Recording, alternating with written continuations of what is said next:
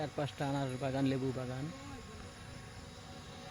মহাজিরাবাদ এই বাগান।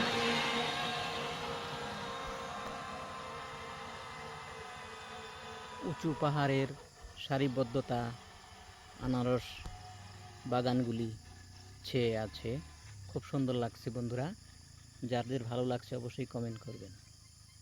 এটা মহাজিরাবাদের পাহাড় টিলার আনারস বাগানগুলি। পাশে পাশে এলোপাথারি ফাঁকে ফাঁকে লেবু গাছগুলি খুব সুন্দর লাগছে।